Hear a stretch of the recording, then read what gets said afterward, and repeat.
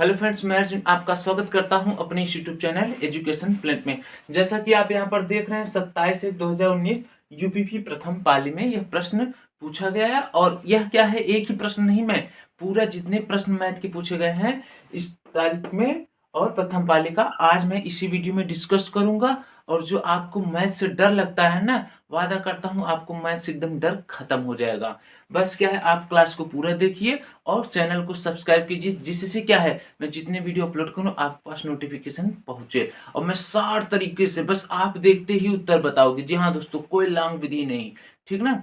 आपको मैथ एकदम हलवा लगेगा, जैसे हिंदी और जीके जिसका टिक मार देते हो ना, वैसे इसमें भी आपको कोई दिक्कत नहीं होने वाला है। जितने लोग ये सोचते हैं कि मेरा मैथ से सिलेक्शन रुक जाता है, मैं वादा करता हूं आपका मैथ से सिलेक्शन कभी नहीं रुकेगा। तो चलिए शुरू करते हैं। पहला प्रश्न क्या है? पहला प्रश्न बोला है किसी वृत्त के व्यास को 2 गुना किया जाए तो उसका क्षेत्रफल बढ़ जाएगा। तो देखो, व्यास हो चाहे त्रिज्या हो, अगर 2 गुना बढ़ रहा है तो वह उसी का क्या होगा, वर्ग बढ़ जाएगा, ठीक ना। यहाँ पर 2 गुना व्यास बढ़ रहा है तो इसी का वर्ग कर दो, तो 2 गुना 2, 2 का वर्ग कितना हो जाएगा 4। तो क्षेत्रफल पर क्या प्रभाव पड़ेगा, 4 गुना बढ़ जाएगा। बस इतना सिंपल प्रश्न था। देखो, 2 गुना बढ़ रहा है व्यास, क्षेत्रफल कितना हो जाएगा, 2 का स्क्वायर इक्वल टू 4। चलिए चलते हैं प्रश्न संख्या 2 की तरफ। अगला प्रश्न क्या बोल रहा है, एक्स के बैंक खाते में रुपए 86 दशमलव इतना शेष है, इतना बचा है, ठीक ना। अब क्या बोल रहा है, इतना जमा कर रहे हैं और फिर इतना निकाल दे रहे हैं, तो शेष राशि कितना बचा। अब देखो इसमें क्या है, जोड़ घटाना ही है। बहुत कठिन मैथ है, देखने में बड़ा लग रहा है, कोई दिक्कत नहीं है। आप ये शेष है तो 86.54। अब इतना क्या कर रहे हैं, जमा कर दे रहे हैं, तो जमा कर दे रहे हैं तो ऐड कर दो 55.31। तो ये क्या हो जाएगा, 4 में 1 जोड़ोगे 5 और ये 8.6 5 11 8 5 13 14, 141.85 जमा हो गया। फिर इतना निकाल दे रहे हैं, फिर निकालना यानी कम हो जाएगा, तो क्या करो -84.33। 5 में से 3 घटाओ 2, 8 में से 3 घटाओ 5 और ये उधार देगा 11, 11 में से 4 गया 7। अब यहाँ पर ये उधार देगा 13, 13 में से 8 गया 8 5 13 होता है, यानी 5। तो बस कितना सिंपल था, शेष राशि कितना हो जाएगा, इतना। बस बचा था, जमा किए तो ऐड हो गया, निकाल दिए घट गया, बस बात खत्म। तो 57.52 आपका उत्तर होगा, जो कि ऑप्शन नंबर ए में गिवन है। ये बहुत कठिन मैथ है, झूठे क्या है, कितने लोग क्या है हवा बना लिए मैथ बहुत कठिन, कुछ नहीं, देखो कितना सरल। चलिए चलते हैं अगले प्रश्न की तरफ। सवाल देखो क्या है, प्रश्न नंबर 3। एक संख्या को 3003 से गुणा किया गया और उसके बाद उसे 7, 11 और 13 से लघुत्तम से विभाजित किया गया, तो स्वयं से विभाजित भी किया गया, तो परिणाम क्या होगा। अब देखो सवाल देखने में बड़ा लग रहा है ना, कोई दिक्कत नहीं, एकदम सरल तरीका है। यह देखो, इससे गुणा किया जा रहा है तो वह संख्या मान लो x मान लो, कुछ भी ना मानो कोई दिक्कत नहीं, इसको लिख लो। कितना है 3003, ठीक ना। फिर बटे विभाजित करना है किससे, 7, 11 और 13 का लसा। तो देखो जब भी 7, 11 और 13 का लसा आए तो 7 से विभाजित होगा 1001, 11 से भी विभाजित होगा 1001 और 13 से भी विभाजित होगा 1001। इसको दिमाग में बैठा लीजिए, तो क्या हो जाएगा 1001। 7, 11 और 13 का लसा कितना हो जाएगा 1001। इसको भाग दे दो, देखो 3 आ गया कि नहीं, बात खत्म। सवाल बड़ा था, कोई दिक्कत नहीं, समझ गए। क्योंकि 7, 11, 13 का लघुत्तम क्या होता है 1001, ठीक। और इसको याद भी कर लो, ये कॉन्सेप्ट आता है, ठीक ना। 7 से विभाजित करने के लिए भी बोलेगा तो 1001, 13 से 11 से 1001 ही, ठीक। तो हम आशा करते हैं ये भी सवाल आप समझ गए। देखो चुटकियों में कर ले रहे हो नहीं है, टफ कुछ नहीं है, आप बस मजे से पढ़िए। चलिए चलते हैं अगले प्रश्न की तरफ। अगला प्रश्न क्या है, प्रश्न संख्या 4। यदि 10x + 5 अनुपात 42x + 8 और यह किसके बराबर है, 5:8 का तिगुने के अनुपात के बराबर है, एक्स क्यूब का मान पूछा है, तो देखो इसमें भी कोई दिक्कत नहीं होने वाला है। आप क्या करो, 10x + 5 अनुपात मतलब बटे 42x + 8 बराबर, ये 5:8 3 गुना है, यानी 5 का क्यूब बटे 8 का क्यूब, बस सिंपल सी बात। ये हो जाएगा 10x + 5 बटे 42x + 8, 5 × 25 = 125, ये 8 × 64 = 512। इसका गुणा यहाँ पर करोगे तो 51 20, क्योंकि 10 में गुणा करोगे 0 बढ़ जाएगा बस, प्लस अब इसका गुणा इसमें करोगे तो देखो 5 × 2 = 10, 5 × 5 = 6, 5 × 5 = 25। ठीक, बराबर इसका गुणा यहाँ करो, पीछे पीछे बात खत्म। इसका गुणा यहाँ करोगे तो 42 गुणा 125 कर दो पहले, तो 42 पंजे 4 25 20 हो जाएगा, 200 2 25 10 210, हासिल 21 हुआ।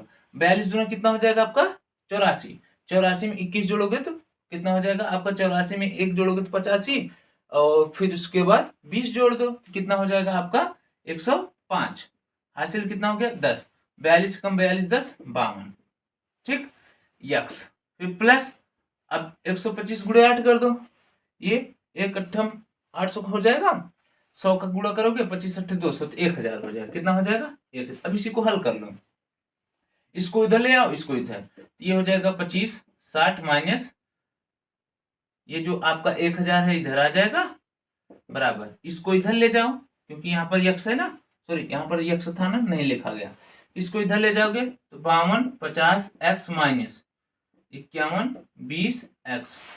अब इसमें से इसको घटाओगे तो कितना हो जाएगा 1 5 6 0, बराबर, अब इसमें से इसको घटाओगे, एक्स का मान निकालने के लिए 0, 5 में से 2 गया 3 और 2 में से 1 गया 1, 130 एक्स, 0 0 कट गया, 13 से काटेंगे 13 कम 13, 13 दूना 26, तो यक्स का मान कितना आ गया जी, यक्स का मान 12 आ गया। अब पूछा क्या है यक्स क्यूब का मान, किसका पूछा है यक्स क्यूब, अर्थात क्या है 12 गुणे 12 गुणे 12। अब पूरा गुणा मत करो, इकाई अंक निकाल लो, 2 दूना 4 दूना 8, तो लास्ट में 8 किस में है इसमें, अर्थात ऑप्शन नंबर सी आपका क्या होगा करेक्ट होगा, ठीक ना। आप पूरा गुणा नहीं करेंगे, जब इतना कर लिए हैं तो कहा आप थोड़ा सा दिमाग लगा लो, क्या दिक्कत है। चलिए चलते हैं आगे, प्रश्न क्या बोल रहा है, पांचवा प्रश्न बोल रहा है 40 के वर्ग के 40% का चौथाई भाग क्या है। देखो सिंपल सी बात है, 40 का वर्ग यानी 40 दो बार लिख लो, ठीक, का 40% गुणे 40% का मतलब बटे 100, सिंपल सी बात है।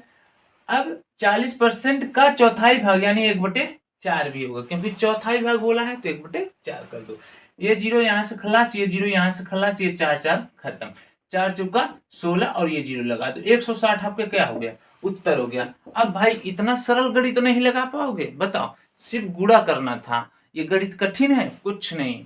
चलिए चलते हैं अगले प्रश्न की तरफ। देखिए अगला प्रश्न है, यदि बिक्री मूल्य 3 गुना कर दिया जाए तो लाभ 5 गुना हो जाता है, तो लाभ परसेंट ज्ञात करो।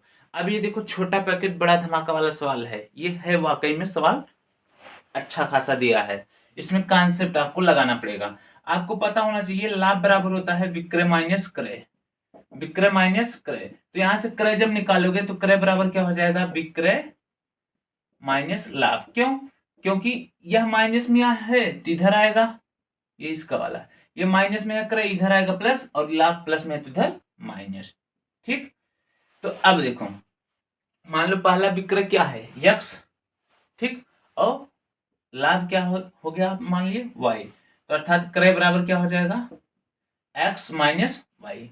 अब क्या है इसको 3 गुना कर रहा है, किसको विक्रय को, विक्रय को कितना कर रहा है 3 गुना और लाभ को 5 गुना, तब क्रय क्या हो जाएगा, ये 3 गुना कर रहा है यानी 3x, ये 5 गुना कर रहा है 5y, एक बार x माइनस वाई एक बार 3x माइनस 5y, क्रय क्रय बराबर है तो ये भी बराबर हो जाएंगे, ये भी बराबर हो जाएंगे, तो यहाँ से आप पहले मान निकाल लो x का, फिर काम कर लो, ठीक। तो अर्थात x minus Y equal to कितना हो जाएगा 3x माइनस 5y, इस माइनस वाले को इधर ले आओ, इसको इधर ले आओ, ठीक ना, हो जाएगा minus Y equal to sorry plus 5y equal to 3x, ये इधर जाएगा माइनस एक्स, 5 में से 1 गया 4y इक्वल टू 2x, 2 दूना 4, तो 2y बराबर x, x का मान कितना आ गया 2y, ठीक ना। अर्थात आपने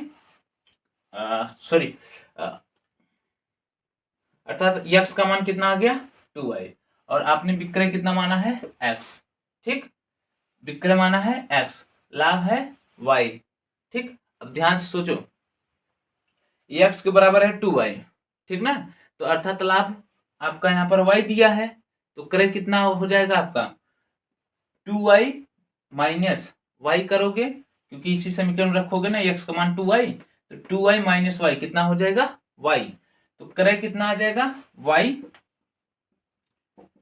और लाभ भी कितना है y, जब दोनों बराबर हैं तो ये क्या होंगे आपका कितना परसेंट लाभ होगा 100% होगा, ठीक ना। बस इसमें यही कॉन्सेप्ट लगाना था। आपको x का मान निकाल लेना था, x का मान यहाँ पर रखोगे तो क्रय निकल जाएगा और आप विक्रय और लाभ माने ही हो। ठीक, तो हम आशा करते हैं ये सवाल आपको समझ में आया होगा, थोड़ा सा ये कॉन्सेप्चुअल था। चलिए चलते हैं अगले प्रश्न की तरफ। अगला प्रश्न संख्या 7 क्या है उसको देखते हैं। यह बोल रहा है 42,000 रुपए में एक स्कूटर खरीदा और यहाँ पर एक्स नाम है, ध्यान दीजिएगा। वह मरम्मत पर 6,000 रुपए खर्च करता है, स्कूटर को 54,000 रुपए में बेचता है, तो उसका लाभ क्या होगा। यानी यहाँ पर परसेंटेज में दिया तो लाभ परसेंट निकालना होगा।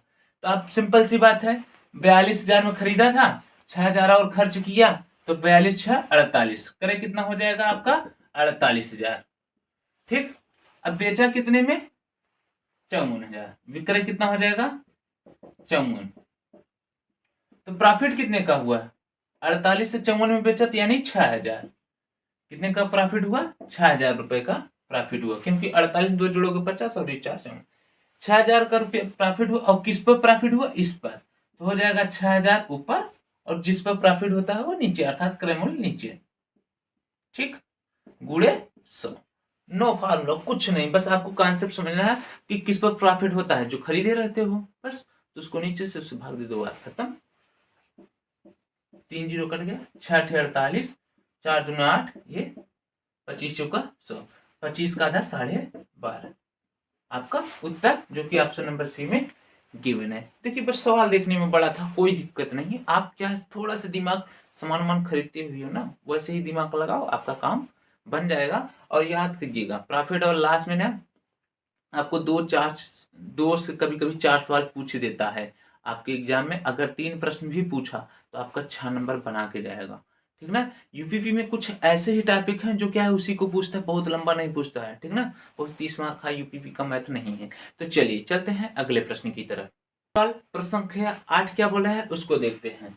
बोल रहा है यार 110 रुपए लागत वाली वस्तु 104 में बेची गई, तो लागत बोला अर्थात क्रय। ठीक, और कितने बेचा गया 104.5 में। ठीक, तो कितनी छूट पेशकश की गई, यानी छूट निकालना है, वो भी परसेंटेज में निकालना होगा। तो 110 का था, 104.5 बेचा, तो इसमें अगर 0.5 जोड़ दोगे तो 105 आ जाएगा, तो अर्थात 0.5 ये और 5 वो, तो अर्थात कितने का छूट दिए 5.5 का, और किस पर छूट दिए 110 पे, और गुणे 100 कर दो, 0 0 कट गया, 11 5 55 अर्थात 0.5, एक अंक पर दशमलव, एक अंक पर दशमलव लगाओगे ना, गुणे 10, ये हो जाएगा 5, ये पॉइंट है बटे 10 हो जाएगा, गुणे 10 कट गया 5, आपका उत्तर हो जाएगा जो कि ऑप्शन नंबर बी में गिवन है। तो सॉल्व, कितना सिंपल प्रश्न था, लागत दिया था तो ये छूट बेची गई है, तो यानी इसमें से इसको घटा दिए तो इतना आया, और किस पर छूट मिला इस पर, बटे गुणे 100, अब पॉइंट वाला हल कर दो, काम खत्म हो जाएगा, आपका उत्तर आ जाएगा। ठीक ना, इतना सिंपल सवाल है। ठीक ना, चलिए चलते हैं अगले प्रश्न की तरफ। अगला प्रश्न संख्या 9 क्या बोल रहा है उसको देखो।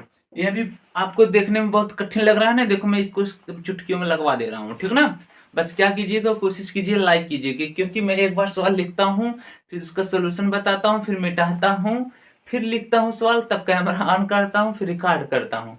तो आपके लिए इतना मेहनत कर रहा हूँ, तो बस आप क्या है हम लगा दीजिए और सब्सक्राइब भी कर दीजिए और अपने दोस्तों के पास भी शेयर कर दीजिए, जिससे क्या है हमें भी मोटिवेशन मिले, इतना मेहनत कर रहे हैं आपके लिए। ठीक ना, वो भी शॉर्ट तरीके से सब बता रहे हैं। ठीक ना, शायद इतना शॉर्ट तरीका आप नहीं पाओगे कहीं पर। चलो फिलहाल देखते हैं। चक्रवृद्धि ब्याज पर निवेश किए गए धन की राशि 2 वर्षों में इतना है, 3 वर्षों में इतना है, तो ब्याज की दर ज्ञात करो। तो देखो 2 वर्ष और 3 वर्ष इनका डिफरेंस कितना है 1 वर्ष। तो आपको सिंपल सी बात है, बड़ी संख्या में से छोटी संख्या घटा लो।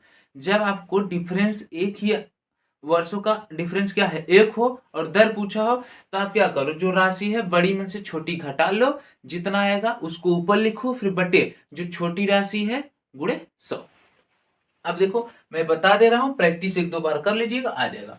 1680 से 1600 घटाओगे 80, अब सबसे छोटी राशि इन दोनों में 1600 गुणे 100, 8 दूनी 16 यानी 20, 20 पंजे 100, 5% आपका उत्तर हो गया। अब कितने लोग ये सोचते हैं अरे हमें तो चक्रवृद्धि ब्याज नहीं आता है, तो चक्रवृद्धि ब्याज छोड़ के आए। अरे काहे भैया छोड़ रहे हो, कितना सरल सवाल है, इसको छोड़ दोगे। चलिए चलते हैं अगले प्रश्न की तरफ। प्रश्न संख्या 10 भी चक्रवृद्धि ब्याज है। आप इसको भी देखकर घबराइए नहीं, मैं इसको भी शॉर्ट तरीके से बता दे रहा हूँ कैसा होगा। चक्रवृद्धि ब्याज पर निवेशित इतना रुपए है, एक वर्ष में अर्धवार्षिक 4%, प्रति वर्ष में बढ़कर इतना कितना हो जाएगा। तो देखो अर्धवार्षिक बोला है, तो अर्धवार्षिक बोला तो यानी 6 माही, तो आपका ये जो रेट है आधा हो जाएगा, अर्थात 2 का भाग दे दोगे और वर्ष में 2 का गुणा, क्योंकि एक वर्ष में 2 अर्धवर्ष 6 माही होते हैं, ठीक ना। तो रेट कितना आ जाएगा इसका, 4 से भाग दोगे तो 2%, और यहाँ पर 2 वर्ष, ठीक ना। बस इतना कर लिए ना। अब देखो मैं एक कॉन्सेप्ट बताया हूँ, यूट्यूब पे अपलोड भी किया हूँ, ठीक ना। आप वहां से जाके चेक कर सकते हैं, चक्रवृद्धि ब्याज बाई अर्जुन सर या एजुकेशन प्लेनेट डालोगे वहां पर दिखेगा। बस गोला से अब 2 वर्ष से 4 ठो गोला बनाओ, कितने, 4 ठो, ठीक ना। अभी देखो इसी से आ जाएगा, इसमें मूलधन रखो यही, ठीक ना। अब ये जो 2% है इसको पहले फ्रैक्शन में बदल लो, 2% है तो इसको क्या हो, 2/100 करोगे तो क्या हो जाएगा, 1/50, 2 एक कम 2 और 2 पच्चे 10, 1/50 हो जाएगा। 1/50 यहाँ पर लिखो, 1/50 यहाँ पर, 1/50 यहाँ पर। अब ये 50 से भाग दोगे तो 50 से भाग दोगे तो क्या हो जाएगा, 5 पच्चे 25, ये 5 बार में चला जाएगा 250, और ये 2 जीरो 500, तो वही बात तो इसमें भी है 500, और 50 से भाग दोगे 10। अब इसी सबको जोड़ लो, 500 500 1000, 1000 में 10 जोड़ोगे तो 1010, और 1010 इसमें जोड़ दो, उत्तर आ जाएगा 25,000, और फिर 1010, ये 01062, आपका 26,010, 26,010 आपका ऑप्शन नंबर डी में गिवन है। फार्मूला नहीं याद था, कैलकुलेशन कठिन नहीं हुआ, सिंपल सी बात है, ठीक ना। तो बस आपको क्या है, ट्रिक सीखना है, ठीक ना, ताकि देखते ही कम समय में कर लो और आपको मैथ से डर भी नहीं लगेगा। गलती काहे होती है, लोग फार्मूला से लगाना चालू कर देते हैं कंपटीशन में। नहीं जी, 7-8 में आप नहीं पढ़ रहे हैं, 9-10 में, जो कि फार्मूला से लगा के आपको दिखाना है कि एग्जामिनर को, देखो सर जी मेरे को इतना आता है, मैं इतना विस्तार कर लेता हूँ, ठीक ना। आपको क्या करना है, हल करना है, उत्तर सही होना चाहिए, बस बात खत्म, ठीक। तो आप एक कॉन्सेप्ट से लगा सकते हो, और कॉन्सेप्ट अगर पूरा देखना है 2 साल 3 साल 4 साल जितने भी, आपको मैं वीडियो अपलोड किया वहां पर देख लोगे, उसमें लिखा हूं थंबनेल पर, गोला से खत्म, ठीक। तो चलिए अगले प्रश्न की तरफ चलते हैं। क्वेश्चन नंबर 11, देखकर ही डर गए, नहीं, आप देखो इसको बहुत सरल तरीका से मैं बता दे रहा हूं, आपको आ जाएगा। एक बार प्रश्न पढ़ देते हैं। ए ने 75,000 रुपए के साथ एक कारोबार शुरू किया, बी कुछ समय बाद 37,500 रुपए के साथ उसमें शामिल हुआ। यदि वर्ष के अंत में 3:1 के अनुपात में लाभ साझा किया जाता है तो बी कितने महीने बाद शामिल हुआ था। कितने लोग ये सोच रहे होंगे सर जी इतना तेज प्रश्न कहां पढ़ा रहे हैं। तो देखो भैया ऐसे ही पढ़ना होगा, आपको कोई दिक्कत नहीं होने वाला है, ठीक ना। आप देखकर प्रश्न घबरा, अरे 3-3 लाइन का प्रश्न आ रहा है यूपीपी में, मैं कैसे करूंगा, कोई बात नहीं, मैं बता रहा हूं। अब देखो ए तो क्या है, लास्ट तक रहा होगा क्योंकि वह शुरू से ही शुरू किया है। बी कुछ समय बाद आया, बी का नहीं पता, कोई बात नहीं। तो 75,000 अब 1 वर्ष तक चला तो यानी 12, ठीक, बटे ये ए का हो गया। अब बी का क्या करना है, 37,500, क्योंकि उनके अनुपात ए और बी का अनुपात दिया है ना 3:1, यानी पहले ए लिखोगे फिर बटे में बी वाला लिखोगे। बी का नहीं पता है, कब जुड़ा, एक्स मान लो, बराबर ये 3:1 में दिया है, बस। अब देखो 0 0 कट गया, 25 3 75 30 हो गया, 25 से कम 25, 25 पंजे 125, 15 दूना 30, 12 दूना आप ऐसे कर लो ना, 3 चौका 12, 4 दूना 8, ऊपर 8 नीचे x बराबर 1, यह x इधर जाएगा तो 8 बराबर x, ये x का मान 8 आया, अर्थात यह जो है b को ही x माने हो ना, क्योंकि a तो पहले से ही चालू कर रहा था, ठीक ना, 12वां महीना, तो b को x माने, तो ये 8 महीने b काम किया। तो अब बताओ 8 महीने काम किया और 12 महीने काम था, यानी 4 महीने बाद शामिल हुआ होगा कि नहीं। तो अर्थात 12 में से 8 घटा दोगे तो कितना आ जाएगा आपका 4, तो 4 महीने बाद यह क्या हुआ, शामिल हुआ, कौन, बी। अर्थात आपका ऑप्शन नंबर ए गिवन है। देखो थोड़ा से मुस्कुरा दो यार, सवाल केवल कठिन दिखने में लग रहा है, उसको हल करोगे, कॉन्सेप्ट समझोगे, आपका आ जाएगा। और हाँ, ये तो प्रीवियस ईयर पेपर है, मैं कॉन्सेप्ट बाय कॉन्सेप्ट भी लेकर आता हूँ मैथ, ठीक ना, यूपी पी का वीडियो अपलोड करता हूँ, आप उसको देख लेंगे ना तो आपका एक बार कॉन्सेप्ट क्लियर हो जाएगा, सवाल कभी गलत नहीं होगा, ठीक ना। तो चलिए चलते हैं अगले प्रश्न की तरफ। अगला प्रश्न देखो, प्रश्न संख्या 12 क्या बोल रहा है। एक छात्र ने अंक 68 के बजाय 88 के रूप में दर्ज कर दिए, ठीक ना। इस कारण कक्षा में औसत अंक कितना बढ़ गया, 0.5 बढ़ गया। तो कक्षा में कितने विद्यार्थी थे। तो ये अभी आपको कठिन लग रहा है क्या, नहीं, देखो ध्यान से।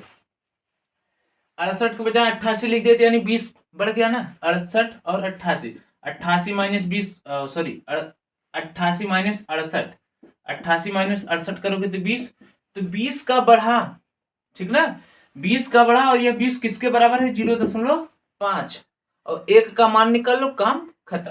तो अर्थात 0.5 बराबर कितना हो जाएगा, 20। तो एक बराबर कितना हो जाएगा, 20 बटे 0.5, यह दशमलव है, तो ये दशमलव है तो 0 ऊपर चला जाएगा, ठीक ना। तो एक बराबर 20 गुणे 10 और नीचे दशमलव हट जाएगा, 5 हो जाएगा। 5 दूना 10, 20 दूना 40। तो विद्यार्थियों की संख्या कितनी हो गई, 40। बस सिंपल सी बात। 68 था, 68 के बजाय हम 88 लिख दिए, यानी 20 बढ़ा, और 20 किसके बराबर होगा, 0.5 के। तो 0.5 के बराबर 20 होगा, तो एक का मान निकालोगे, 20 बटे 0.5, काट पीट दो, आपका उत्तर आ जाएगा, ठीक ना। तो चलिए चलते हैं अगले प्रश्न की तरफ। अगला प्रश्न, प्रश्न संख्या 13। यह भी अब देखने में बड़ा लग रहा है ना, आप घबराओ नहीं, ये भी आपको शॉर्ट तरीका से ही बता देते हैं, बस इसको समझते रहिएगा और ध्यान गड़ाए रहिएगा, क्योंकि ध्यान हटी तो दुर्घटना घटी, क्योंकि यहाँ पर मैथ है और मैं ट्रिक से बता रहा हूँ, जैसे दिमाग हटाओगे तो ट्रिक पता ही नहीं चलेगा कैसा क्या लगाया गया। चलो देखो, ए बी से 2 गुना कुशल है और बी सी से 3 गुना कुशल है। यह बोल रहा है यदि अकेले सी कोई काम को 30 दिनों में पूरा कर सकता है तो वे एक साथ मिलकर उस काम को कितने दिनों में पूरा करेंगे। तो इसके लिए आप पहले ए बी सी का क्षमता निकाल लो। सी का मान लो 1, क्योंकि सी का निर्धारित नहीं है कि दुगुना तिगुना किसी से हो रहा है, इसलिए सी को 1 मान लिए।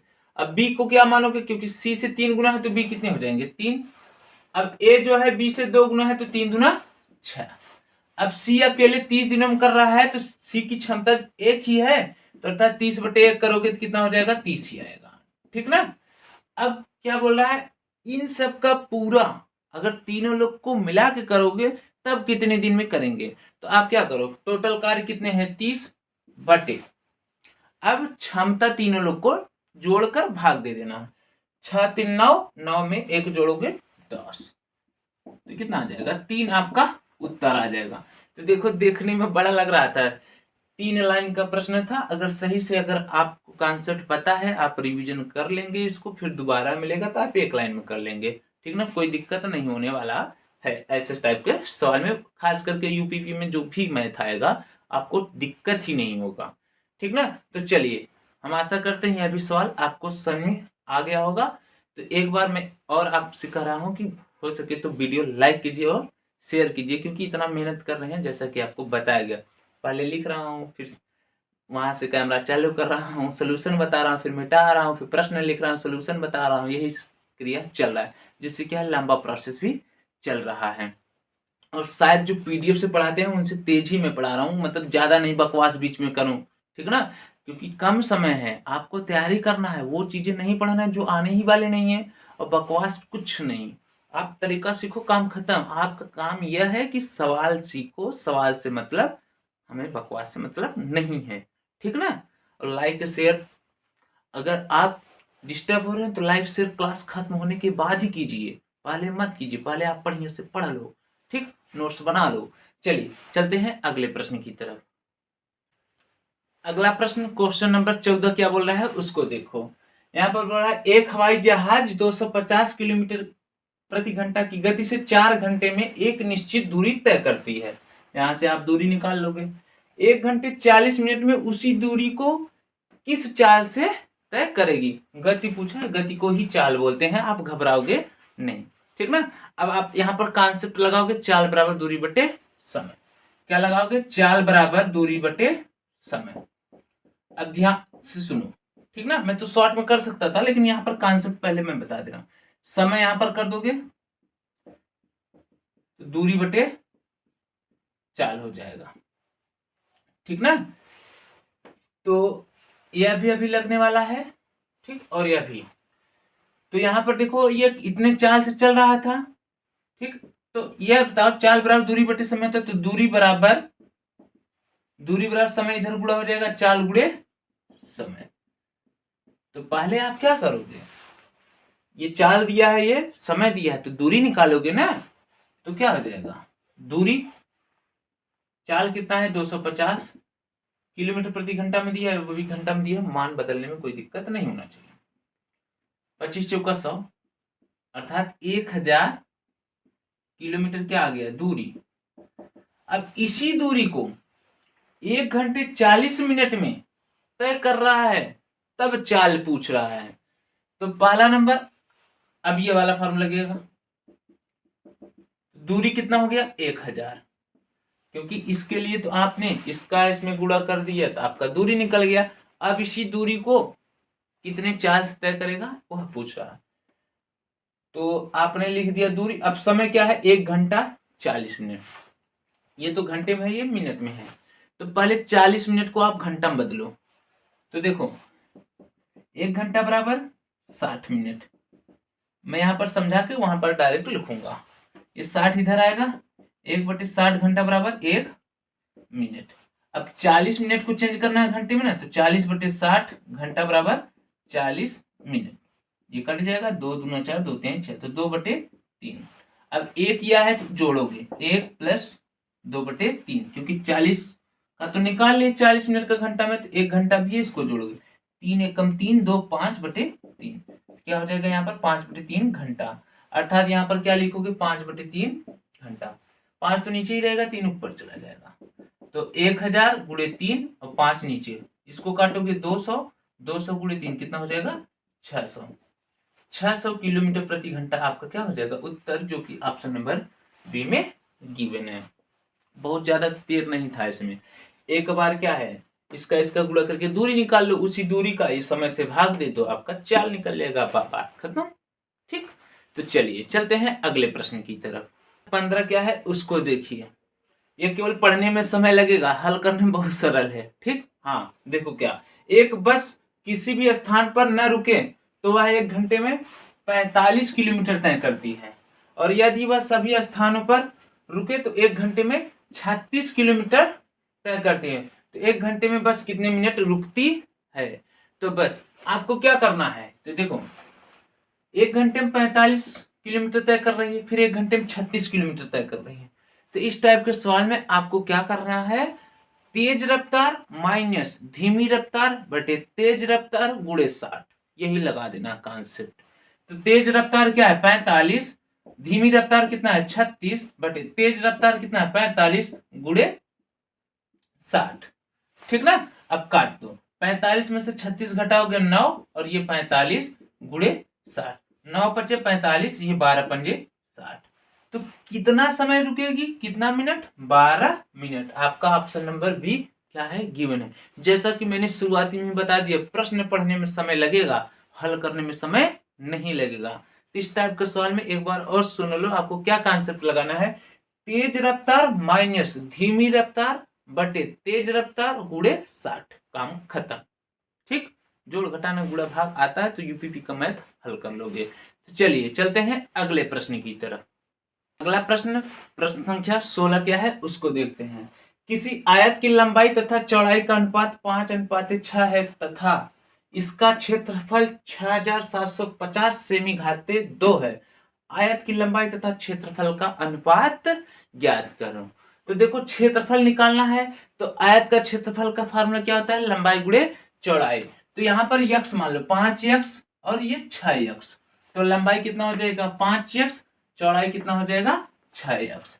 अब लंबाई गुणे चौड़ाई किसके बराबर होगा, क्षेत्रफल के, तो अर्थात 5x गुणे 6x बराबर कितना हो जाएगा 6750। अब यहीं से काटो सीधा सीधा, कहा करे गुणा करोगे 6×5 = 30 लेकर, चलो मान लो अगर उससे ही गुणा करना चाहते तो कर लो, x स्क्वायर हो जाएगा और ये 6×5 = 30 बराबर 6750। तो x स्क्वायर बराबर ये 6750 30 आएगा, भाग कर देगा, जीरो जीरो कट गया, 3 से 3 दूना 6, फिर 3 दूनी 6, 3 पचे 15। तो एक्स स्क्वायर बराबर 225। एक्स स्क्वायर बराबर 225 है, तो ये 225 15 का वर्ग है। वर्ग आपको 1 से 20 तक तो याद ही होना चाहिए, ठीक ना। तो एक्स बराबर कितना हो जाएगा 15। तो एक्स बराबर 15 हो जाएगा, तो यहाँ पर रखोगे तो 5 गुणे 15, तो कितना हो जाएगा 15 पचे 75। लंबाई कितना आ जाएगा, क्योंकि पहले लंबाई दी है तो लंबाई वाले में गुणा कर रहे हैं, तो लंबाई कितना आ गया आपका, लंबाई आ गया 75, और क्षेत्रफल कितना दिया है आपका 6750। इसी का अनुपात पूछ रहा है, तो अनुपात पूछा तो चलो यहीं पर डायरेक्ट बटे कर दो, क्या दिक्कत है। अब हल कर लो, 25 3 75, 25 दूना 50, 25 दूना 50 हो जाएगा, और 25 सत्ते 175, 270, फिर 3 से काटोगे, 3 कम 3, 3 नवा 27, 1/90। 1/90 को आप 1:90 भी लिख सकते हो, अर्थात ऑप्शन नंबर डी क्या होगा, करेक्ट होगा। तो देख रहे हो विनोद, विनोद देख लो, ठीक ना। ऐसे ऐसे भी सवाल आते हैं जो कि क्या है, बस कॉन्सेप्ट पता, ट्रिक पता, काम खत्म, ठीक ना। तरीका जानते रहो, हो जाएगा। इसका मतलब यह भी आप जान लो, जो यूट्यूब पर मैं पढ़ा रहा हूँ फ्री ऑफ कॉस्ट, क्या है आपको कॉन्सेप्ट बता दे रहा हूँ, कॉन्सेप्ट को उसको सीख लो, एक भी प्रश्न नहीं छूटेगा। ये तो प्रीवियस ईयर है, ठीक ना, तो कॉन्सेप्ट सीखो, ठीक ना। उसको कॉन्सेप्ट सीखने के बाद प्रीवियस ईयर भी लगा दो, एकदम खत्म, कोई दिक्कत नहीं होगा मैथ में, ठीक ना। चलिए चलते हैं अगले प्रश्न की तरफ। सवाल प्रश्न संख्या 17 क्या है, 11 से विभाजित होने वाली सबसे छोटी 4 अंकों वाली संख्या के अंकों का योग 13 से विभक्त होने वाली सबसे छोटी 4 अंकों की संख्या के अंकों का योग के गुणनफल के बराबर है। अभी इसी वीडियो में मैं पीछे एक कॉन्सेप्ट बताया, 7 आए, 11 आए, 13 आए, तो 4 अंकों में सबसे छोटी संख्या क्या होगी 1001। क्या होगा आपका 1001। अब 11 के लिए भी यही होगा और 13 के लिए भी यही होगा। अब बोला है इन दोनों का अंकों, एक बार 11 के लिए लिख लो, एक बार 13 के लिए भी लिख लो, इन दोनों के अंकों का योग का गुणनफल क्या होगा। तो इसमें देखो कितने अंक है, 1 2 3 4 अंक है, एक में जीरो जोड़ोगे एक ही, फिर जीरो, तो जीरो को जोड़ ही ना ही नहीं है, एक में एक जोड़ दो 2, और ये भी देखो 2, अब इसका गुणा कर दोगे तो कितना आ जाएगा 4। केवल समझ का फेर है, ठीक, बहुत कठिन मैथ ये नहीं है, ठीक। चलिए चलते हैं अगले प्रश्न की तरफ। प्रश्न संख्या 18, और यह जो है अगर आपको पहाड़ा आता है तो कर लोगे, जी हाँ दोस्तों, यानी 13 का पहाड़ा आना चाहिए, ठीक। तो 13 से विभाजित होने वाली सबसे छोटी 3 अंक की संख्या को 16 से विभाजित किया जाता है तो शेषफल क्या होगा। तो पहला नंबर 13 का पहाड़ा पढ़ो, तब तक पढ़ो जब तक छोटी संख्या 3 आ जाए, 3 अंक का। तो देखो 13 सत्ते 91, 2 अंक का ही है, 13 अट्ठे 104, 13 अट्ठे 104, 3 अंक का आगे नहीं, तो 13 से विभाजित होने वाली सबसे छोटी संख्या 104। अब बोल क्या रहा है 16 से इसको विभाजित करोगे शेषफल क्या आएगा, 16 से भाग दे दो, क्या दिक्कत है।